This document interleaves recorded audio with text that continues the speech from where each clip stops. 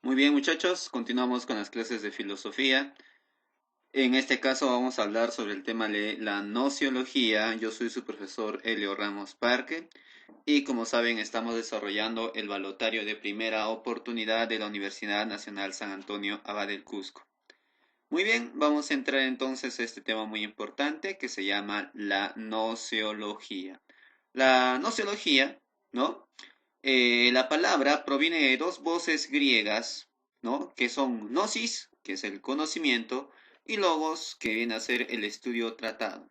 O sea, la nociología lo que se encarga de estudiar es el problema del conocimiento, ¿no? En sí, el problema del conocimiento. Por eso, estudia cómo surge el conocimiento, la posibilidad del conocimiento, el origen del conocimiento, la esencia del conocimiento.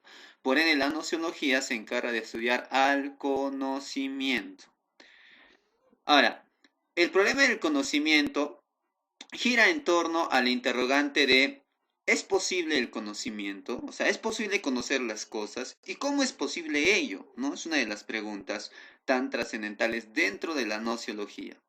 Para entender esto, debemos hablar sobre el proceso del conocimiento. El proceso del conocimiento. ¿Y qué viene a ser el proceso del conocimiento?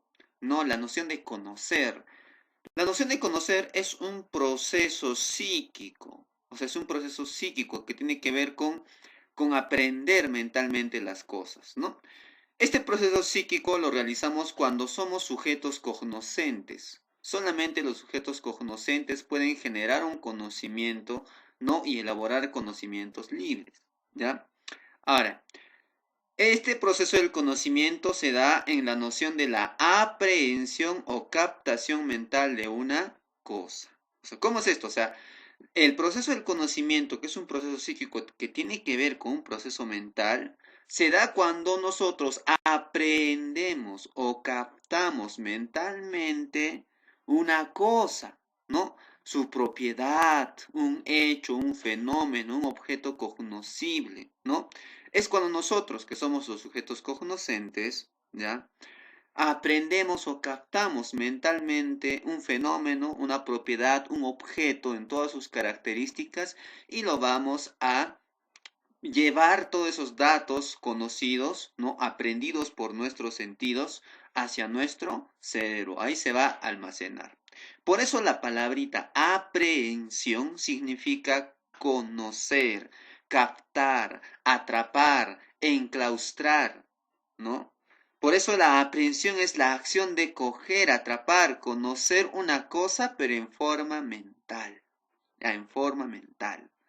Por ejemplo, si nosotros, digamos, olemos una flor y nos van a decir a qué olía esa flor. Entonces, en el instante en que nosotros estamos oliendo la flor, estamos captando las características del olor particular de esa flor y esas características particulares van a quedarse, ¿no?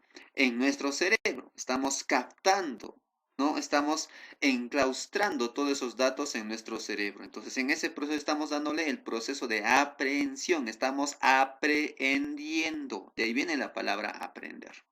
¿Ok? Muy bien, continuamos entonces. ¿Cómo está estructurado el conocimiento? La estructura del conocimiento. El conocimiento tiene que ver con diferentes entes. Uno es el sujeto cognoscente. ¿Quién es el sujeto cognoscente? El sujeto cognoscente somos nosotros. Es todo ser humano consciente que dirige intencionalmente, ojo, dirige intencionalmente su atención para captar o aprender las cualidades del objeto. O sea, el sujeto cognoscente es todo ser que dirige intencionalmente su atención hacia un objeto para captarlo o aprenderlo. De ahí nace el segundo elemento muy importante, que es el objeto cognoscible. ¿Qué es el objeto cognoscible? Es todo hecho o fenómeno o cualquier cosa de la realidad que puede ser aprendida por el sujeto. O sea, sus propiedades son factibles, son fenómenos que se pueden apreciar, se pueden captar, y si se pueden captar, pueden ser aprendidas por el sujeto. Entonces, entiendan que el objeto conocible es todo hecho fenómeno que puede ser aprendido por el sujeto. Ahora, el objeto o ente puede tener una naturaleza material, como los objetos, o puede ser una cuestión espiritual o mental. Cuando hablamos de espiritual, no necesariamente estamos refiriéndonos al espíritu en el sentido religioso, sino nos estamos refiriéndonos en el sentido espiritual, ¿no? De la capacidad del hombre de crear, de, por ejemplo, sus sentimientos de fervosidad, de justicia, libertad. Esas cuestiones sí se pueden conocer, ¿no? Pero son cuestiones un poco abstractas en comparación a las cosas naturales, materiales que son concretas, pero ambas se pueden aprender. Si no, no entenderíamos el concepto de libertad, no entenderíamos el concepto de justicia o solidaridad. Ahora, ¿qué es la representación? La representación es la idea, es la imagen o es el concepto que el sujeto forma en su mente luego de captar las cualidades del objeto. O sea, la representación en sí es la imagen mental que tenemos del objeto, que es producto obviamente del proceso de aprehensión. Esa es la representación, ¿no? Por ejemplo, si una persona eh, eh, acaricia una superficie que puede ser lisa o puede ser áspera, están captando el objeto.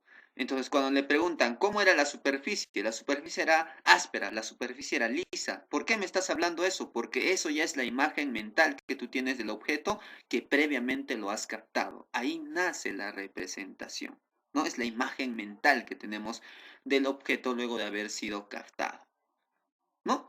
Muy bien, entonces, en resumen, ahí tenemos, ¿no?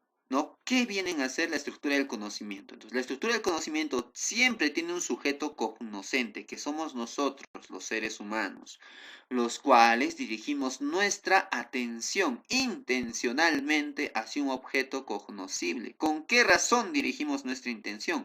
Con la razón de captar, aprender las cualidades del objeto cognoscible. El objeto cognoscible es todo hecho o fenómeno que puede ser captado o aprendido por el sujeto. Una vez que el sujeto ha entrado en relación con el objeto y ha captado todas sus características, ¿no? Ha hecho este proceso psíquico, toda esta información se lleva a su cerebro. Y en su cerebro se queda esa imagen o idea o concepto del objeto cognoscible. Esa imagen, idea o concepto se llama la representación, que les decía es la imagen mental que tiene un objeto, ¿no? En eso se fundamenta la estructura del conocimiento. Muy bien. Ahora vayamos a ver cuántas clases de conocimientos hay. Bueno, uno de los conocimientos que vamos a entender es el conocimiento sensorial o también llamado conocimiento empírico. Cada vez que vean la palabrita sensorial está haciendo referencia a los sentidos. Y los sentidos captan las cosas en forma experimental, o sea, nosotros captamos gracias a la experiencia, por eso es la noción de lo empírico. Por en el conocimiento sensorial, el conocimiento con los sentidos, generalmente son empíricos, o sea, que son aprendidos por experiencia. Es por eso que el conocimiento sensorial es adquirido, ¿por qué? Por los sentidos, en contacto directo con los objetos. Claro, ¿y cuántos son nuestros sentidos? Bueno, generalmente son los 5, ¿no? La vista, olfato, tacto, gusto, el oído. Entonces, esos son los 5 sentidos que van a entrar en contacto directo con el objeto y estamos teniendo un conocimiento de tipo sensorial, por experiencia. Dentro del conocimiento sensorial se dan los siguientes conceptos. Está la sensación. ¿Qué es la sensación? La sensación viene a ser la respuesta del organismo frente a un estímulo. O sea, cómo nuestro organismo, ¿no? Responde ante un estímulo. Pero la pregunta es, ¿y qué es un estímulo? El estímulo es cualquier agente capaz de provocar una sensación. O sea, es cualquier agente o ente de la realidad que puede producir una respuesta del organismo. Para que me entiendan eso, te voy a poner un ejemplo, ¿no? Por ejemplo, si uno, ¿no? Olfatea una comida, la comida, el olor de la comida viene a ser el estímulo provoca una sensación. ¿Y cuál es esa sensación? Es la respuesta de nuestro organismo frente a ese estímulo, frente a ese olor. Si el olor es agradable, por ende la respuesta del organismo será aceptar el estímulo. Pero si el olor es desagradable, entonces la respuesta del organismo será rechazar el estímulo. Por eso la sensación es la respuesta del organismo ante el estímulo. Y los estímulos son cualquier ente que provoca, ¿no?, una reacción, una respuesta del organismo, ¿no?, ante ella. A eso se refiere. Luego aparece la percepción. La percepción se forma en base a grupos de sensaciones. Es una captación integradora. Por ejemplo, ¿a qué se refiere la percepción? Si, por ejemplo, yo hablo de comida, digamos, pues una pizza, entonces cuando yo digo la palabra pizza, yo sé que todos van a tener una percepción sobre ella, van a tener la percepción de su sabor, su forma, su olor.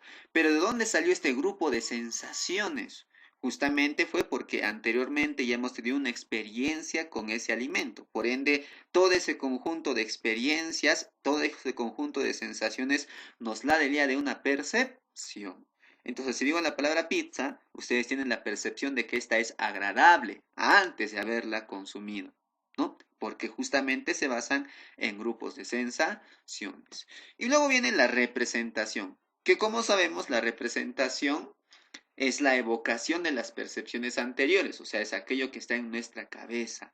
Es la imagen o idea o concepto mental que tenemos de las cosas.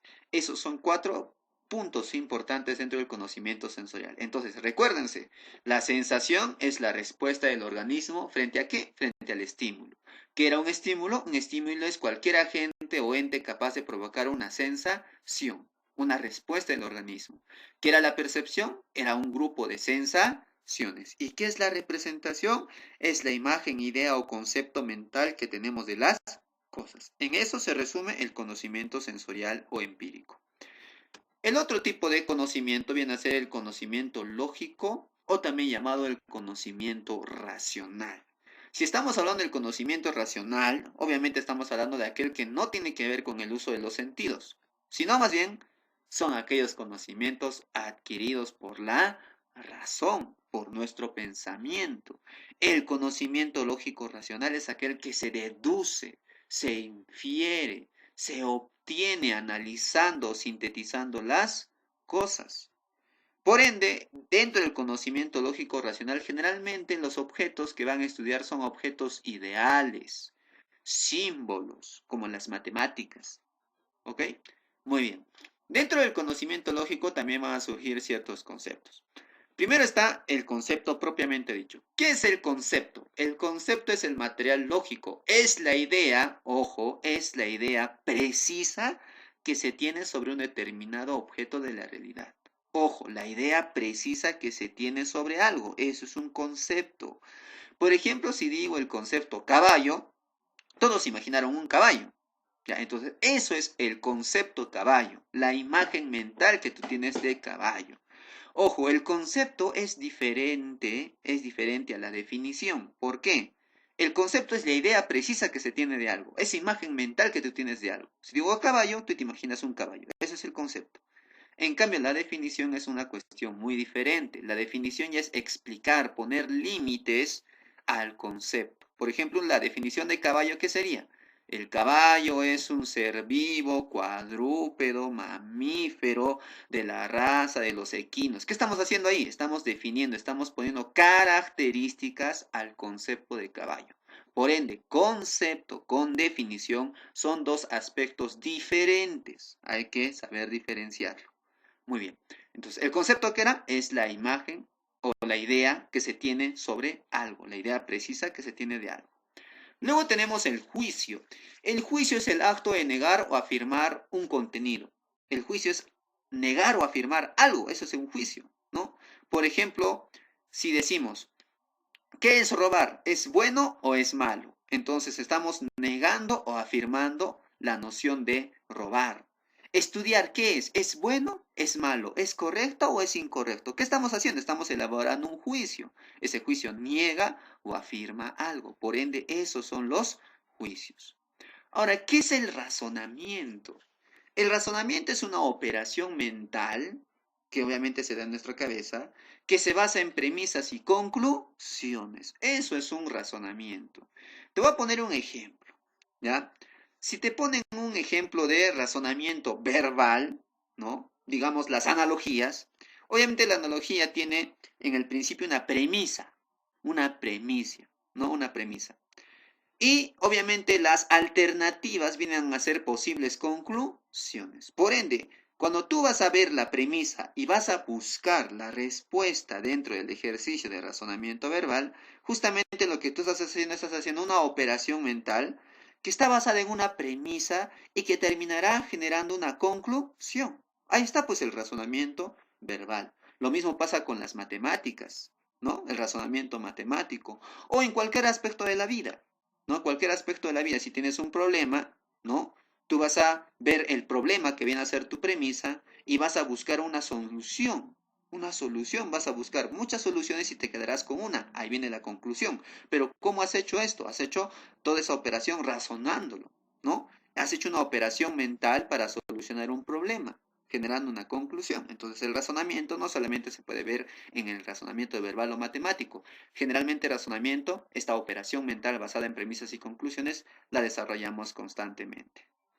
Y por último está una de las cosas también está ahí la hipótesis. La hipótesis es el supuesto de algo, es la posible respuesta de algo, eso es la hipótesis. La hipótesis es una posible respuesta a un fenómeno que posteriormente tendrá que ser eh, comprobada. Y ahí viene la teoría. La teoría viene a ser el conocimiento de más alto nivel. Es comprobado y corroborado en la práctica. Por eso algunos dicen que la teoría es la hipótesis comprobada, ¿no? Ese supuesto que tú las tienes que comprobar en la práctica. Por ende, la teoría tiene que ver con todo conocimiento comprobado y corroborado en la práctica. Ahí están justamente las nociones dentro del conocimiento lógico. Entonces, ¿qué era el concepto? Es la idea precisa que se tiene de algo. ¿Qué era el juicio? Es la acción de negar o afirmar algo. ¿Qué es el razonamiento? Es una operación que se basa en premisas y conclusiones. ¿Qué es la hipótesis? Es una posible respuesta a algo, es un supuesto de algo. ¿Y qué es la teoría? Es algo que está comprobado y corroborado en la práctica. Muy bien, muchachos. Continuamos entonces. Ahora vamos a hablar sobre el origen del conocimiento. ¿Cómo surge el conocimiento? Y bueno, pues hay diferentes vertientes que nos hablan del origen del conocimiento. Uno de ellos es el empirismo. El empirismo tiene que ver con la experiencia, y acuérdense bien de esa palabrita. El empirismo siempre tiene que ver con la experiencia.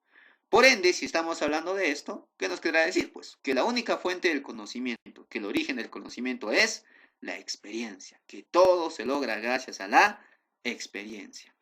Uno de los teóricos que habla sobre esto es el gran John Locke. John Locke dice de que al nacer los seres humanos venimos con la mente en blanco, ¿no? Tenemos la mente en blanco o tabula rasa, en el cual la experiencia va a ir escribiendo justamente el conocimiento. O sea, cuando el hombre nace, nace sin ninguna experiencia, viene con la mente en blanco. Y las primeras experiencias que vamos a tener van a ir pues aprendiéndose y quedándose captadas en el cerebro. Aristóteles también habla un poco sobre esto, si nos recordamos. Para Aristóteles no hay nada en el intelecto que no haya pasado antes por los sentidos, puesto que si nos recordamos, para Aristóteles las ideas surgen gracias a la experiencia que tenemos de algo. No puede haber ideas sin experiencia. A eso se refiere Aristóteles. Por ende, en el empirismo, todos los conocimientos dependen de ¿qué? De la experiencia. Todo surge por experiencia. Los grandes representantes del empirismo son John Locke, Berkeley, David Hume y Francis Bacon. La otra vertiente, ¿no? Va a ser, ¿no? Que nos van a explicar dentro del empirismo que hay ciertas formas que vamos a obtener este tipo de conocimientos gracias a experiencias. Por ejemplo, vamos a tener la experiencia sensible. ¿Qué es la experiencia sensible? Es aquella captación directa de los objetos por medio de los sentidos. Experiencia sensible. Acuérdate, cuando dije sensible, tiene que ver con los sentidos. Pues la experiencia sensible tiene que ver con oler, palpar, tocar, probar, etc. Hay otra experiencia que se llama la experiencia interna psíquica o subjetiva, o sencillamente experiencia interna. La experiencia interna tiene que ver cuando nosotros aprendemos, ¿no? Mediante la observación directa de nuestros estados psíquicos o ánimos. O sea, nosotros vamos a captar, vamos a entender algo observando las emociones. Por ejemplo, ahí viene la emoción, la alegría, la tristeza, al ver a una persona con esta característica que está apagada, ¿no? Que no está digamos, con chispa, entonces decimos que está muy triste. Entonces, ¿cómo logramos entender eso? Justamente mediante la experiencia interna o subjetiva, observando los estados de ánimo. Luego tenemos la experiencia intelectual. La experiencia intelectual es aquella experiencia que logramos en base a las ideas que aprendemos a lo largo de la vida. La experiencia intelectual tiene que ver con todas aquellas experiencias que vamos a ir acumulando y vamos a ir razonando para no equivocarnos en el tiempo o aprender de las cosas positivas que hemos aprendido, valga la redundancia, dentro de la vida. Por ende, dentro del empirismo hay tres tipos de experiencias. Acuérdense, experiencia sensible, que es la captación directa de los objetos por los sentidos.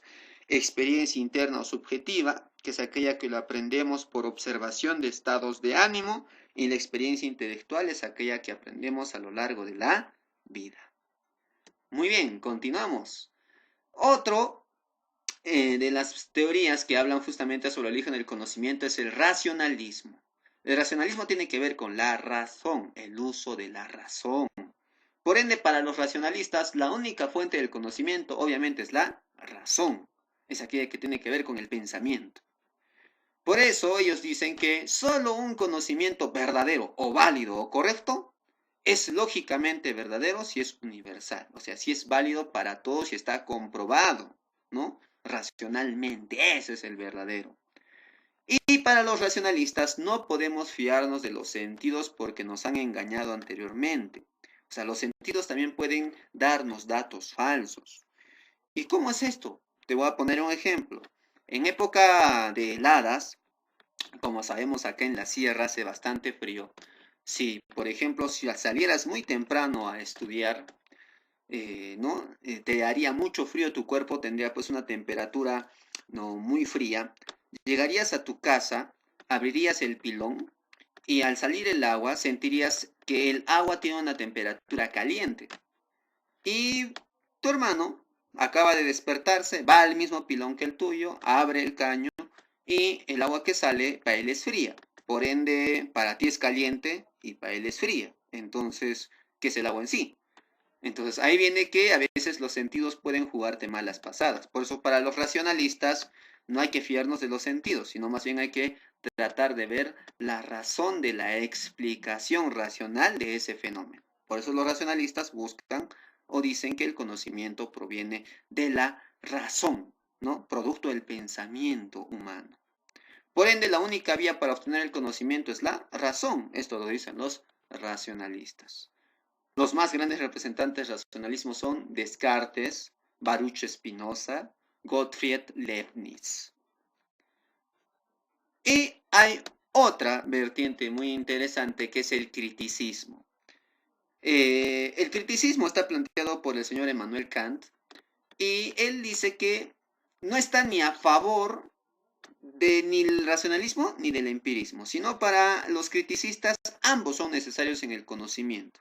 ¿Por qué? Porque para los criticistas, los que dicen solamente la razón es solamente que están viendo solamente una opción. Los que dicen solamente la experiencia ven solamente una opción. Por ende, no puede ser pues unilateral. No puede ser unilateral la explicación. Ambas son importantes, tanto la experiencia y la razón, porque la experiencia te otorga datos sensibles y la razón ordena esos datos. Entonces ahí nace justamente el criticismo. Por eso Kant fundamenta que el conocimiento es posible, el conocimiento tiene su origen, porque interviene tanto la razón como la experiencia. Ambas son importantes. ¿Por qué dice? El sujeto no es un ente pasivo en el proceso del conocimiento para Kant. El sujeto no es un pasivo, el sujeto es un activo, es el que dirige intencionalmente su atención a algo. Kant también afirma que el sujeto pone las condiciones de objetividad para conocer algo. ¿Y cuáles son las condiciones para Kant? Todas las cosas suceden en un espacio, en un tiempo y basándose en categorías, ¿no? En categorías como lo sólido, líquido, gaseoso, ¿ya? Por eso Kant afirma que todo conocimiento es producto de la actividad empírica y racional. Y estas dos, la actividad empírica y racional, ¿no? Solamente se dan pues en un tiempo y un espacio definido. Pero acá Kant habla de algo muy interesante. Dice, según Kant, nosotros solamente podemos conocer lo fenoménico, o sea, solamente conocemos los fenómenos. ¿Y qué son los fenómenos? La apariencia de las cosas. Es lo único que conocemos. Mas el ser humano nunca, jamás podrá conocer, por eso es incognoscible, el nómeno o esencia. O sea, Kant en el criticismo dice que lo único que conocemos es el fenómeno o apariencia. Y este fenómeno o apariencia se da en el tiempo y en el espacio y mediante categorías. Lo que nunca vamos a poder conocer es el nómeno o esencia de las cosas. O sea, la cosa en sí no se puede conocer, ¿no? Eso nos dice Emmanuel Kant.